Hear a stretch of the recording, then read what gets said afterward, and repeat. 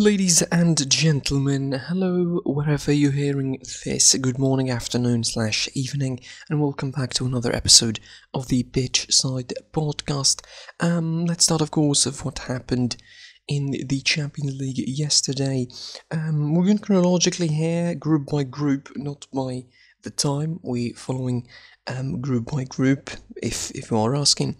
Let's start with Group E, of course. Group E had an early kickoff between Krasnodar and Rennes. It was a straightforward game, as we mentioned yesterday. Who's going to take the Europa League place, basically, as the top spot will be decided in the other game of that group between Sevilla and Chelsea. Krasnodar clearly were the better side in this game.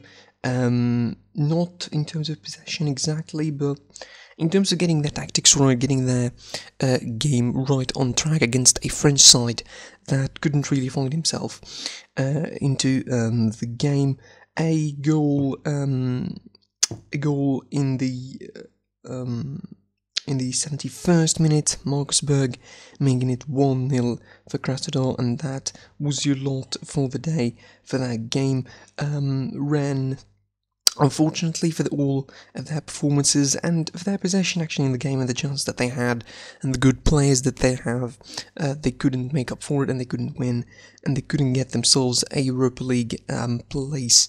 In the other game, though, in that group, it was Sevilla hosting Chelsea at the Ramon Sanchez Pizjuan, and this was a game where you could say Frank Lampard did the best possible, not the best, like even more, like he overachieved basically. That's what Frank Lampard did, he overachieved with the second team that you have, and when you have a second team that has the likes of Jorginho, Azpilicueta, basically Azpilicueta is a second teamer now, behind Rhys James. When you have Azpilicueta, Giroud, Mount, Kai Havertz, Jorginho, Hudson-Odoi in the second team, you're really good. You're really good to go. This team is not just a B team. I think it's a good replacement for the first team. As Frank Lampard now has the good kind of problems on his side. Giroud, of course, brilliant super hat-trick, a perfect hat-trick before adding on a penalty, maybe a perfect super hat-trick. I would say a left-footed finish for the first goal, a chip for the second goal that is brilliant, and a third goal with the header. Then, of course, a penalty for the fourth. Chelsea were not the most dominant side in the game by any stretch of the imagination.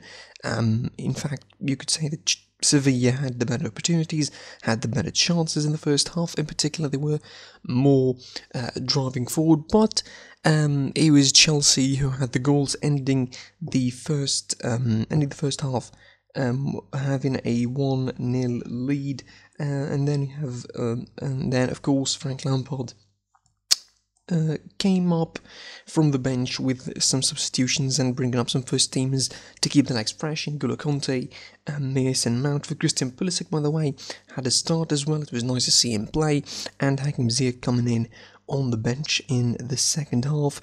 Overall, this was a job done for Chelsea. Perfect, I think, job done for Chelsea against the Sevilla side that was usually compact, usually very good, and usually incredibly, compact and comparatively in shape. They looked out of depth yesterday, and Chelsea, I think, in practice, toured with them pretty much, especially in the second half when things gotten more comfortable after that second goal for Olivier Giroud before a game against Leeds in the weekend for Chelsea. It's not an easy game. It's a hard game, so a good win like that will boost the momentum of the club heading into that fixture for Sevilla before a game against Real Madrid.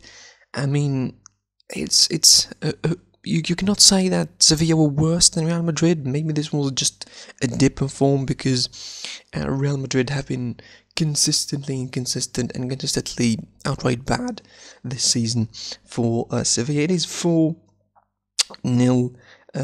for Chelsea away from home, a big victory for them that will really, I think, set the tone quite frankly, for their weekend match against Leeds United in the Premier League, while Sevilla, should be looking into more consolation when they face Real Madrid at home as well. Hopefully they'll get something big out of that game. In Group F, it was Club Brugge facing Zenit. The Europa League match is the Europa League match spot basically between these two sides. Club Brugge managed to dispatch quickly Zenit St. Petersburg. A hat-trick in the first half made it 3-0 for Club Brugge against Zenit. In fact, Club Brugge still can qualify, which is a weird remark, I could say. But looking at the table of the group, Borussia Dortmund out of the table with 10 points, 9 points for Lazio behind him. Club Brugge still can qualify to the knockout rounds if they beat Borussia Dortmund. I think if beat Lazio, away from home in Italy, while Borussia Dortmund travel to face Zenit St. Petersburg. In the other game of the group, Borussia Dortmund drew 1-1 against Lazio in a game that I think Borussia Dortmund got a point out of it, but in terms of injuries, probably they don't get the best deal. Haaland injured, Mats Hummels injured as well. Of course, Haaland picked up a knock in the curling game. And, Mats Hummels is going to be injured. Haaland, from all reports, is going to be missing the rest of the year for injury. Mats Hummels, we don't know about that. Big blows, I think, for Dortmund. More so for Haaland, because that whole attacking style now is based off of his movement. Giovanni Reyna's movement is based off him. Thorgan Hazard is based off him. Now probably trying to play with Marco Reus centre forward is not going to be the best option. It's not going to be the most effective option for Dortmund, but we'll wait and see what is going to happen. For Lazio, it's a good point. They would accept it, considering that they got a pretty shoddy penalty. They weren't exactly the best side. Wasn't their best game.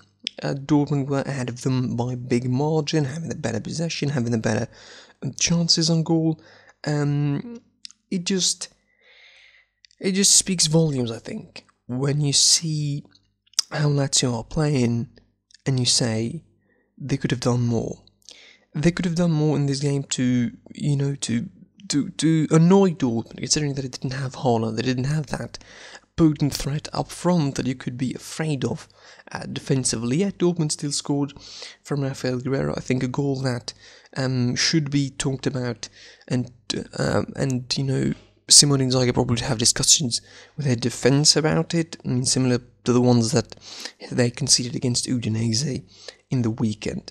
So the group stands like this now. As we mentioned, Dortmund 10 points, 9 points for Lazio, 7 for Club Brugge, and 1 for Zenit. Club Brugge, as I said, mathematically could still qualify if they beat Lazio away from home. I don't see that happening exactly, but with the football is very crazy sport and everything can happen in it. Moving from Group F to Group G, and this is a group, I think, of the decideds. Games, Ferencváros hosting Barcelona, losing 3-0. This is a game where this was the game of the players that were not impressive on the Koeman so far, isn't it? Martin Braithwaite scored, Ousmane Dembele scored, and Griezmann scored, continuing the momentum from the last two games against both Dynamo Kiev in the Champions League and Osasuna in La Liga. This was an easy game all day long. Barcelona bossed the game completely. They found themselves really playing well, resting, of course, the big boys again for this one, not starting with Messi, not starting with De Jong, having Trincao starting again, Oscar Mingueza getting another debut, the third in a row. He seems like for the next couple of weeks, months, maybe he's going to be the centre-half partner of Clément Lenglet. Sergio Dest has been, pretty straightforward fixed as the right back now for Barcelona, and he's doing really well. But of course, we need to focus always on the forward players. Martin Braithwaite was a Stoke City replacement. a Stoke City substitute about a year and a half, 2 years ago. Now he finds himself scoring for Barcelona in the Champions League and leading their forward line in the absence of Messi. Griezmann, I think he finds a new niche when Messi leaves, is sort of an overstatement. I think Griezmann now has been feeling good. I mean, starting to score goals, rack up goals for the third game in a row now, which is something that didn't happen probably for his tenure in Barcelona so far. He didn't score 3 in a row, now he does, so that helps him, that boosts his momentum, that boosts Barcelona's momentum ahead of the next fixtures in La Liga, that gives them that dynamic of victory that could help them going forward. In the other game of the group, it was the same score but not as comfortable for Juventus against Dynamo Kiev. They struggled to score against a side that was defending really well for the first 20 minutes until Alexandro, of course, broke the deadlock from Federico Chiesa's assist. After that, I think it was straightforward, still not straightforward but not easy for Juventus. Cristiano Ronaldo scoring his 750th goal, big milestone for a great player, for a legend of the game. Alvaro Morata made it 3 in 66 minutes, and that was the lot for Juventus in the group. Though the group stands like this in the Champions League, Barcelona 15 points behind it, Juventus with 12 points. The next game certainly will be a top table decider at the Camp Nou. A very anticipated game to see CR7 clash with Lionel Messi. Hopefully we get a big game from these two. I mean, I know we're going to do that because they love competing against each other, so that will surely be the case. Moving on to Group H, the other most open group in the Champions League. We start from the early kickoff game, which has its own drama in Istanbul, Başakşehir and RB Leipzig. 3-4 it ended in Turkey. Istanbul, Başakşehir made sure that we had a great game. Irfan Kahveci was the man of the match, in my opinion. Yes, Leipzig won, but he was the man of the match, scoring 3 beautiful goals. Everyone is more beautiful than the other. Check them out, really. They are wonderful goals. The free kick and the third goal is just sumptuous, and the finishes for the other 2 goals are brilliant. RB Leipzig started the game well, thought they had control, scoring 2 goals in the second part of the first half. Yusuf Poulsen opening the score, although I thought more was Martin Skrtel after the deflection of the shot of Marcel Sabitzer. Then they stalled for a bit, then Nordin Mukiele scored in the 43rd minute from Emil Forsberg's assist, and then Irfan Kahveci scored one of the 3 beauties in the 48th minute, which is 45 plus 3 in the first half, ending the first half 1-2 between Istanbul, Başakşehir and Leipzig. Then Leipzig didn't enter the second half very well. They didn't play that good. They lost Upamecano to suspension after getting a yellow card that will deprive him from being present in the Man United game, the crucial game next week. Then Daniel Olmo thought he gave a lifeline to Leipzig to end the game well on 66 minutes, but for some reason you don't know what's happened afterwards. Why Leipzig clashed out, why they were complacent in the next 20 minutes. Irfan Kahveci scored the second, and then in the 85th minute he scored the third goal and gave the Leipzig fans, I think, a heart attack nearly by the end. But Yusuf Poulsen assisted, returning to Turkey, Alexander Solo, former Trabzonspor player, of course, top goal scorer in the Turkish league last season, and he gave them the more important goal. 4-3 it ends for Leipzig in Turkey, and that gives them a great boost ahead of the game against Manchester United. And speaking of that game against Manchester United host PSG at the Old Trafford, looking to make it 3 for Ole Gunnar Solskjaer against them in the Champions League, make it a perfect hat-trick. But they entered the game Pretty wobbly, Manchester United in the first half. They had some horrible showing in the first 10 to 20 minutes, and they showed forward. Neymar scored in the 10th minute. Then Man United took the game from there going onwards. They put on a lot of pressure, they had put on some chances. They scored in the 31st minute. It was a deflection off the kneeler from Marcus Rashford shot. And then they ended the first half drawing, sharing the spoils 1-1, and United should have done certain things to keep momentum going. One of those things were taking out Fred. And Fred, most people are not understanding why he plays, and not understanding why he started ahead of Van de Beek. It should have been Scott McTominay and Van de Beek in the midfield, but somehow it ended up being Scott McTominay and Fred. Fred got a yellow card in the first half that he should have gotten a red, really, headbutting Paredes. I mean, he didn't touch him, but clearly the intention was there, so he should have been sent off since the first half. Ole Gunnar Solskjaer wasn't smart enough. He kept him on the pitch. The PSG players knew straight away that this is the guy that we need. This is the guy that we're going to get a second yellow card because he's shown his nerves. Get him a second yellow card and send him off and get him sent off. And that's exactly what happened. They worked on him. Despite not being the best side in the game, not getting a lot of possession, Man United were pressuring them hard in the second half, missing glorious chances. Cavani from a chip on the bar, Martial missing 2 head-to-head chances with the goalkeeper, 1 head-to-head practically with the net being empty, and he just sterling it high, if you know what I mean, which is skying it high over the bar, really. Those chances came back to haunt PSG the hard way, not just because Fred was sent off in the second half in 70 minutes, and after that, I mean, he was sent off surely after PSG added a second goal. Too much ball watching. The 3 goals were horrendous each in its own way. The first 2 goals, too much ball watching. The second goal is ridiculous. I mean, it just bounces inside the 6-yard box of Man United between the PSG players, and Marquinhos found himself, good, no pun intended, unmarked, and he scores the second goal. That's what happens. And from there, of course, Man United, I don't want to say threw everything forward, but I think they made some ridiculous changes, in my opinion. Paul Pogba coming in for Marcus Rashford. Go figure. Donny van de Beek coming in for Cavani, go figure number 2. And Odion Ighalo coming in for Aaron Wan-Bissaka, go figure number 3. Maybe Aaron Wan-Bissaka is injured, because that substitution I don't really understand. It's meaning, I mean, obviously, I mean, because he had no attackers left to take out, he took out Aaron Wan-Bissaka and put in Odion Ighalo, who I almost forgot that he plays for Manchester United. But the third goal was just ridiculous. Too much ball watching. The third goal was a counter-attack, basically.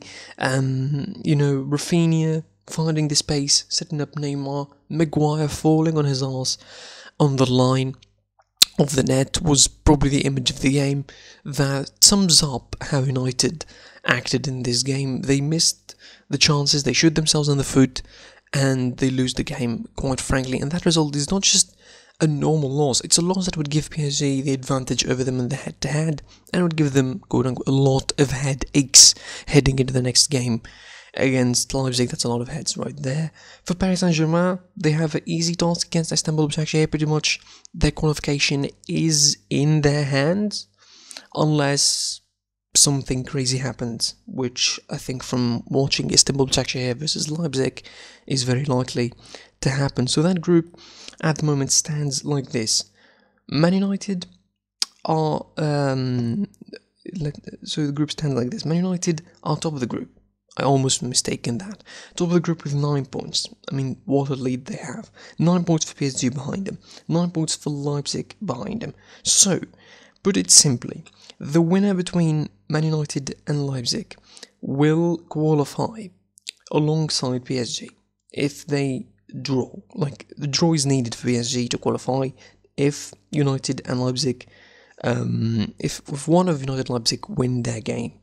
If there's a draw, I think it will be PSG over both on top, and then if they win, or if they end up with 10 points all, I think PSG will be on top, and it will be Man United, of course, accompanying PSG to the next round. It's an incredible round gonna be in that Group H next week. So that was a lot for the Champions League. Hopefully we'll be back, of course, next week. Brilliant week. I'm really anticipating groups B and H in particular, because they're really open and everything can happen in them. Moving on. So since it is Thursday, since it is Europa League football, I decided I don't really have too much to eat in the Europa League. I don't have too much bone to pick, so I decided to start a little debate talking about Zlatan Ibrahimovic. I mean, the more I watch him, the more I get incredibly amazed by his talents at 39 years of age. The guy could play football like no one. At his age, really. I mean, it's particularly more incredible at his age because he's a striker. He's supposed to be a striker. He's supposed to be a guy who kicks the ball in the net. And you shouldn't be that athletic. You shouldn't be that good when you are 39. Most attackers don't get to 39, but he does. However, it also puts the question, is he a GOAT on his own? Is there a merit on his own? Or is he pulled up by a young and a vibrant side? I think there's two sides for this coin, I think. The first one is looking at Milan before Zlatan Ibrahimovic and Milan after Zlatan Ibrahimovic, and you will see the difference, because Milan before Zlatan were, I think, a good side. I'm not going to say they were bad, because those are the same players that were before Zlatan, like for 1 year or something. But Zlatan was the missing piece, a talismanic leader, a player with experience, with charisma, with enough pull, with a strong mentality that would help them win games and go on a good run and improve their status on the table. Plus, probably for Zlatan Ibrahimovic personally, it is more of getting a good team to retire at, potentially, maybe. I mean, it's a mutual benefit kind of relation, but we cannot overthink or overlook, what Zlatan is doing at 39. Top scorer, 11 goals in Serie A. He's really doing very, very, very well for himself, and I think he's setting himself on a path of a late resurgence. Because looking at his career, you look at Zlatan Ibrahimovic's career, and you look at history, and if you know the details of his career, going from Ajax to Inter to Barcelona to Milan to Man United, and then to the MLS, and now back to Milan again. Zlatan Ibrahimovic's career, in my opinion, was a whole lot of he could have been something but couldn't. It was more character more than player. It was more statements. It was more media shows. It was more diss tracks of media statements rather than playing actual football, winning actual trophies. His trophy cabinet is not that good for a player that hypes himself that much on being one of the greatest. Yet, you cannot find yourself anything but amazed from his late career resurgence. After a trip to the MLS, I mean, he was probably worried that he will end up irrelevant, which a lot of players do once they get out of Europe. They really end up being irrelevant. Nobody remembers them anymore. So probably Zlatan Ibrahimovic made that move to Milan in order to be remembered, and rightfully so. I mean, who's going to remember you when your last time as a player was in the MLS? I mean, only Transfer Market would do, because they would list that in the transfer history. But really, Zlatan Ibrahimovic scoring 11 goals in Serie A, not just that, I mean, being a focal point of a Milan attack and feeding off the white players, feeding off brilliant white players, by the way. No discount, no discredit for the Milan side. Rebic, Leao, Salamakers, Castillejo, all of these kind of players. Hauge, the young Norwegian coming in through the ranks of AC Milan. He's really one of their best prospects. All of these players complete Ibrahimovic. The work that they do complete Ibrahimovic's talismanic powers up front, which they need. But they've shown in the last couple of games that Zlatan Ibrahimovic is not the be-all and all, and I think he tuned his playing style and he tuned his mentality, more or less. I think if you want any evidence of that is the fact that when he missed a penalty against Verona in that 2-2 draw where Milan almost lost, to be fair, they should have lost it really, but I think the draw was fair for their efforts to scramble something out of that game late on. So when he missed that penalty against Verona, he said, "I'll never shoot penalties anymore, I'm giving the next one to Frank Kessie," and so he did. And if that is any hint to a mentality change, it is that Zlatan finally matured. And at 39 you'll go like, what? How is 39 not matured? I mean, if, again, this is going to be a retrospective look, because if you see Zlatan's career, it has been nothing mature. Nothing has been mature about it. He has his spats with Guardiola in Barcelona. He had his spats with Mourinho at Man United, and he had his problems with both these managers, and he had his statements against these managers, and most famously, of course, he had his statements against Guardiola, mostly in Barcelona, because he didn't use him properly, and he said that he hates him, racist against him, insinuations like that. Of course, more insinuations of that kind came out since then.